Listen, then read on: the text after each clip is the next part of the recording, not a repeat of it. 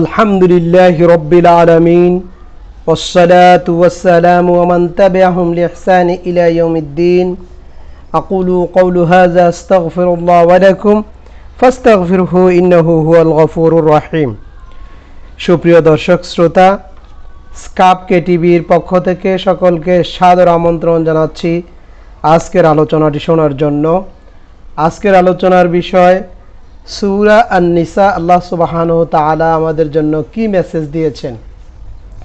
প্রথমে আমরা আলোচনা করব সূরার আলোচ্য বিষয় নিয়ে। সূরার আলোচ্য বিষয়ে দুটি পাঠ। প্রথম পর্বে আল্লাহ সুবহানাহু ওয়া তাআলা নিসা বা নারী জাতি, এতিম, উত্তরাধিকারী, বিবাহ, পারিবারিক অধিকার সংরক্ষণ এই বিষয়গুলি নিয়ে আলোচনা করেছেন। দ্বিতীয় অধ্যায়ে আল্লাহ পাক রব্বুল আলামিন বৃহৎ পরিবার, মদিনার বিভিন্ন সম্প্রদায় এবং মুনাফিক এবং তাদের সঙ্গীদের বিভিন্ন আলোচনা উপস্থাপন করেছেন।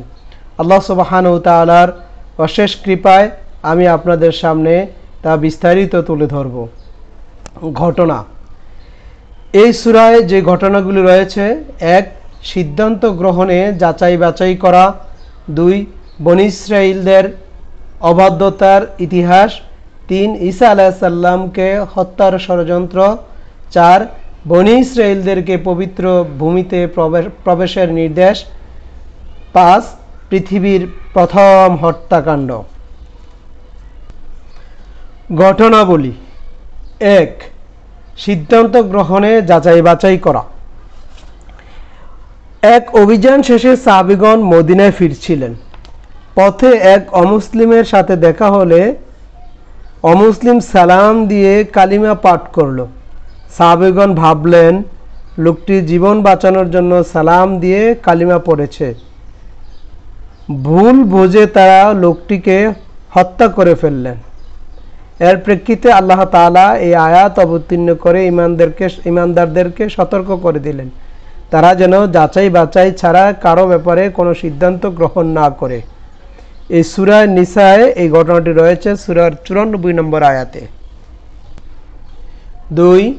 বনী ইসরাঈলদের অবাধ্যতার ইতিহাস। একই সূরায় বনী ইসরাঈলদের কয়েকটি অবাধ্যতার ইতিহাস তুলে ধরা হয়েছে। তারা আল্লাহকে প্রকাশ্যে দেখা ছাড়া ঈমান আনবে না মর্মে ঔদ্ধত্য প্রকাশ করে তাদের উপর বজ্র আঘাত হেনেছিল। তারা আল্লাহর বহু সুস্পষ্ট নির্দেশন দেখার পরেও বহু পূজায় লিপ্ত হলো বা বাসুর পূজায় লিপ্ত হলো। এরপরও আল্লাহ তাআলা তাদেরকে ক্ষমা করে দেন এবং তাদের অবাধ্যতার কারণে তুর পাহাড়কে অলৌকিকভাবে আল্লাহ সুবহানাহু ওয়া তাআলা মাথার উপর তুলে ধরে তাদের থেকে প্রতিশ্রুতি নেন।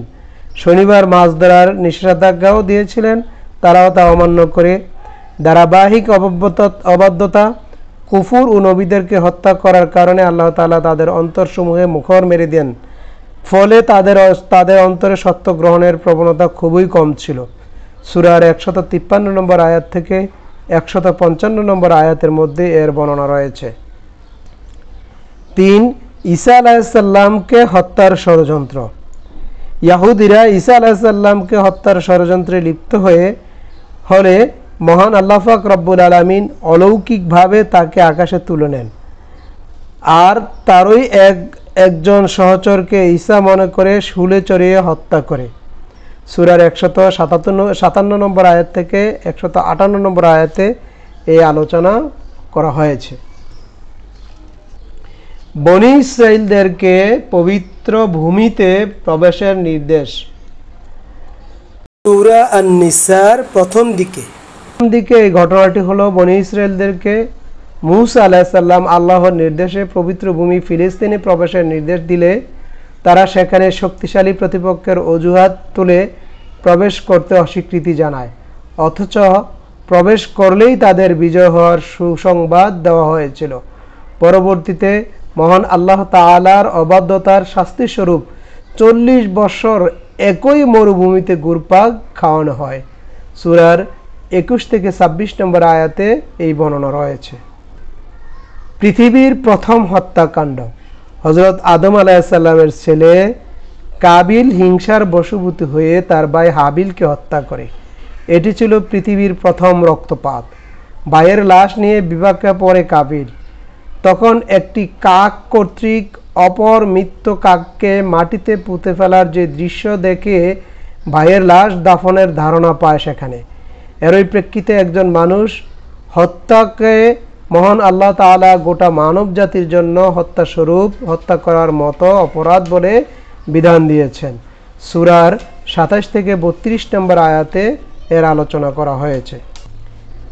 আদেশ আমিন যে সূরা নিসায় আল্লাহ পাক রব্বুল আলামিন যে আদেশগুলি দিয়েছেন, এতিমদেরকে তাদের সম্পদ বুঝিয়ে দিতে হবে। সূরার ২ নম্বর আয়াতে এর কথা বলা হয়েছে। আল্লাহর ইবাদত করা, সূরার ৩৬ নম্বর আয়াতে এই কথা বলা হয়েছে। পিতা মাতা, নিকটাত্মীয়, এতিম, মিসকিন, প্রতিবেশী ও পথচারীদের সাথে সদ্য ব্যবহার করা, সূরার ৩৬ নম্বর আয়াতে এর বর্ণনা দেওয়া হয়েছে। আমানত সমূহ প্রাপকের কাছে পৌঁছে দেয়া এবং ন্যায় বিচার করা, সূরার ৫৮ নম্বর আয়াতে এই আলোচনা করা হয়েছে। আল্লাহ রাসূল সাল্লাল্লাহু আলাইহি সাল্লাম ও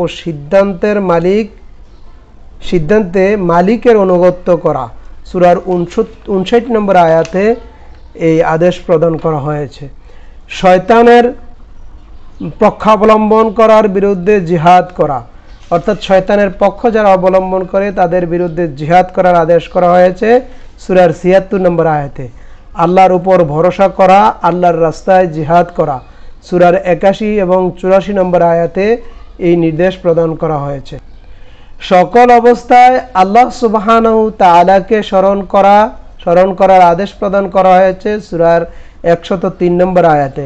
সালাত আদায় করার আদেশ প্রদান করা হয়েছে সূরার ১০৩ নম্বর আয়াতে। আল্লাহর কাছে ক্ষমা প্রার্থনা করার আদেশ প্রদান করা হয়েছে সূরার ১০৬ নম্বর আয়াতে। আল্লাহকে ভয় করার জন্য আদেশ প্রদান করা হয়েছে সূরার ১৩১ নম্বর আয়াতে। ইনসাফ প্রতিষ্ঠায় অবিচল থাকা এবং সত্য সাক্ষ্য দেওয়ার ব্যাপারে আদেশ প্রদান করা হয়েছে ১৩৫ নম্বর আয়াতে। আল্লাহ এবং তার রাসূল, ফেরেশতা, আসমানি কিতাব, পূর্ববর্তী নবীগণ ও রাসূলগণ, আখিরাতের প্রতি বিশ্বাস স্থাপন করার আদেশ দেওয়া হয়েছে সূরার ১৩৬ নম্বর আয়াতে। নিষেধ, যে কাজগুলি করার জন্য নিষেধ করা হয়েছে সূরা নিসায়, এতিমদের সম্পদ নিজেদের সম্পদের সাথে মিশিয়ে ভক্ষণ না করার জন্য বলা হয়েছে। একে অপরের সম্পদ অন্যায়ভাবে গ্রাস না করার জন্য বলা হয়েছে। অন্যায়ভাবে হত্যা ও আত্মহত্যা না করার জন্য বলা হয়েছে সূরার ২৯ নম্বর আয়াতে। আল্লাহর সাথে কাউকে শরীক না করার জন্য বলা হয়েছে সূরার ৩৬ নম্বর আয়াতে। কাফেরদের বন্ধু হিসেবে গ্রহণ না করার জন্য বলা হয়েছে সূরার ৮৯ নম্বর আয়াতে। খেয়ানতকারীদের পক্ষ অবলম্বন না করার জন্য বলা হয়েছে সূরার ১০৫ নম্বর আয়াতে। ইনসাফ করার সময় ইচ্ছার অভিরুচি অনুসরণ না করার জন্য বলা হয়েছে সূরার ১৩৫ নম্বর আয়াতে। ইহরাম অবস্থায় পশু শিকার না করার জন্য বলা হয়েছে সূরার ২ নম্বর। বিধিবিধান, ইনসাফ ও সমতা রক্ষার শর্তে একজন পুরুষের জন্য সর্বোচ্চ ৪টি বিবাহ করা জায়েজ। আর একাধিক স্ত্রীর মাঝে সমতা রক্ষা করতে না পারার আশঙ্কা থাকলে একটির উপর সীমাবদ্ধ থাকার নির্দেশ প্রদান করা হয়েছে এই সূরার ৩ নম্বর আয়াতে। স্বতঃস্ফূর্তভাবে স্ত্রীর মোহর পরিশোধ করতে হবে, তবে স্ত্রী সন্তুষ্ট চিত্তে কিছুটা শিথিল করলে সেটা বৈধ হবে। সূরার ৪ নম্বর আয়াতে এর বিধান ঘোষণা করা হয়েছে। মৃত্যু পরিত্যক্ত সম্পত্তি নিয়ে ওয়ারিসদের মাঝে যেন বিভেদ সৃষ্টি না হয় সেজন্য স্বয়ং আল্লাহ তাআলা পরিত্যক্ত সম্পত্তি বন্টনের নীতিমালা ওয়ারিসদের হিস্সা অনুযায়ী বর্ণনা করেছেন। এটি রক্ষা করা ফরজ। সূরার ৭ থেকে ১৪ নম্বর আয়াতে এর বর্ণনা দেওয়া হয়েছে। ব্যভিচারের শাস্তি বিচারিকভাবে প্রয়োগ করতে ৪ জন চক্ষুষ সাক্ষীর আবশ্যক। সূরার ১৫ নম্বর আয়াতে এর বিধান ঘোষণা করা হয়েছে। ওযু করতে অক্ষম হলে তায়াম্মুম করা যাবে। সূরার ৪৩ নম্বর আয়াতে এর বিধান ঘোষণা করা হয়েছে। কারো ভুলের কারণে কোনো ঈমানদার মারা গেলে তার উপর কাফারা এবং রক্তমূল্য বিধান বর্ণিত রয়েছে সূরার ৯২ নম্বর আয়াতে। কসরের সালাত ও যুদ্ধাবস্থায় সালাতুল খাউফ এর বিধিবিধান আলোচনা করা হয়েছে সূরার 101 থেকে 103 নম্বর আয়াতে। সন্তান সন্ততি যার নেই, পিতা মাতা বেঁচে নেই, তাকে কালালাহ বলা হয়। কালালাহের মৃত্যুর পরবর্তী পরিত্যক্ত সম্পদের বিধান আলোচনা করা হয়েছে সূরার 176 নম্বর আয়াতে। হালাল হারাম, নারী পুরুষের মহরামের তালিকা উল্লেখ করা হয়েছে সূরা নিসার 23 নম্বর আয়াতে। 13 জন নারীর কথা বর্ণিত রয়েছে যাদের সাথে বিবাহ বন্ধন আবদ্ধ হওয়া হারাম। এছাড়া মাদক হারামের বিধান বর্ণিত রয়েছে সূরার 43 নম্বর আয়াতে। শিষ্টাচার, সালাম ইসলামী সমাজের অনুপম সৌন্দর্য। সালামের চেয়ে অর্থবহ অভিধান আরেকটি খুঁজে পাওয়া কঠিন। কেউ সালাম দিলে, শান্তির দোয়া দিলে তাকে আরও উত্তম ভাষায় জবাব দিতে হবে। সালাম দেওয়া সুন্নত হলো, এই নির্দেশের আলোকে সালামের জবাব দেওয়া ওয়াজিব। সূরার 86 নম্বর আয়াতে এর আলোচনা প্রদান করা হয়েছে। দাম্পত্য জীবনের কলহ নিরসনের পদ্ধতি। দাম্পত্য জীবনে কলহ নিরসনের ধারাবাহিক 4টি ধাপ রয়েছে। স্ত্রী অবাধ্য হলে প্রথমে তাকে উপদেশের মাধ্যমে সংশোধন করার চেষ্টা করতে হবে। এতে কাজ না হলে অভিমান করে বিছানা পৃথক করতে হবে। তাতেও কাজ না হলে শরিয়াসম্মতভাবে শাসন করতে হবে। এত সংশোধন না হলে কলহ সৃষ্টি ও বিভেদ সৃষ্টির আশঙ্কা হলে উভয় পক্ষের একজন করে সালিস নিযুক্ত করে মীমাংসার চেষ্টা করতে হবে। সূরার 34 এবং 35 নম্বর আয়াতে এই বিধান প্রদান করা হয়। শিরকের শাস্তি। শিরক মানে আল্লাহর সহিত কাউকে অংশীদার সাব্যস্ত করা। শিরকের সবচাইতে বড় ভয়াবহ অপরাধ হলো শিরক। শিরকের অপরাধ মাথায় নিয়ে কেউ মারা গেলে সে ক্ষমা পাবে না। সূরার 116 নম্বর আয়াতে এর বর্ণনা প্রদান করা হয়েছে। সতর্কীকরণ, মানুষকে শয়তান কিভাবে নিজের দাসে পরিণত করে তার বিবরণ উল্লেখ করার পর যে ব্যক্তি আল্লাহর পরিবর্তে শয়তানকে বন্ধুরূপে বা অভিভাবক রূপে গ্রহণ করবে তার পরিণতি হবে কঠিন। সূরার 119 নম্বর আয়াতে এর বর্ণনা প্রদান করা হয়েছে। সূরা নিসা ও সূরার মায়েদার বেশ কয়েকটি স্থানে খ্রিস্টানদের মৌলিক বিশ্বাস, তৃতীয়বাদের অসারতা, তার খণ্ডন, ঈসা আলাইহিস সালাম যে আল্লাহর পুত্র নন এবং তার রাসূল সে বিষয়টিও তুলে ধরা হয়েছে সূরার 171, 17, 73 থেকে 75 নম্বর আয়াতে। ঈমানদারদের জন্য মুনাফিক মুসলিম সমাজের ঘাপটি মেরে থাকা মুসলিম রূপী অমুসলিমদের দোসর মুনাফিকদের চেনা বেশ কঠিন, অথচ তাদের ক্ষতি সীমাহীন। এজন্য কোরআনুল কারিমে বারবার তাদের আলামত সবিস্তারে বর্ণিত রয়েছে। সূরা নিসায় অনেকগুলো আয়াতে তাদের চিত্র তুলে ধরা হয়েছে এবং তাদের আবাসস্থল যে জাহান্নাম হবে তা কঠিনভাবে বলা হয়েছে। তাদের ঠিকানা এবং তার পরিণাম উল্লেখ করা হয়েছে সূরার 137 থেকে 145 নম্বর আয়াতে। মুসলিমগণ সবচাইতে বেশি শত্রু পোষণকারী ইহুদি মুশরিকরা। খ্রিস্টানরা তাদের তুলনায় কিছুটা সহনশীল। এজন্য পুরো কোরআন জুড়ে ইহুদিদের কুটকর্মের ইতিহাস আলোচনা করা হয়েছে। শিরক ও মুশরিকদের অসারতার আলোচনা বারবার উঠে এসেছে। সূরার 82 নম্বর আয়াতে এর বর্ণনা প্রদান করা হয়েছে। আল্লাহর প্রিয় ও অপ্রিয়। আল্লাহর খেয়ানতকারী বিশ্বাসঘাতক পাপিষ্ঠদেরকে পছন্দ করেন না।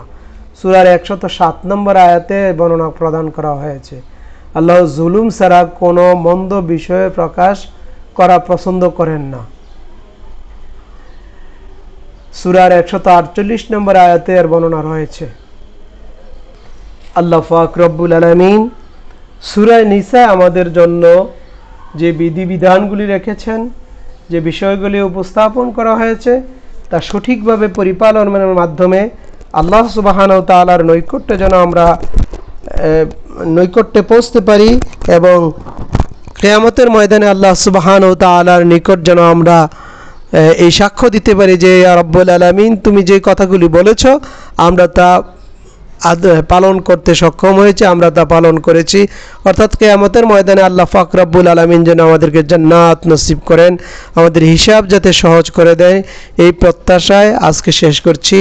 আসসালামু আলাইকুম ওয়া রাহমাতুল্লাহি তাআলা ওয়া বারাকাতুহু।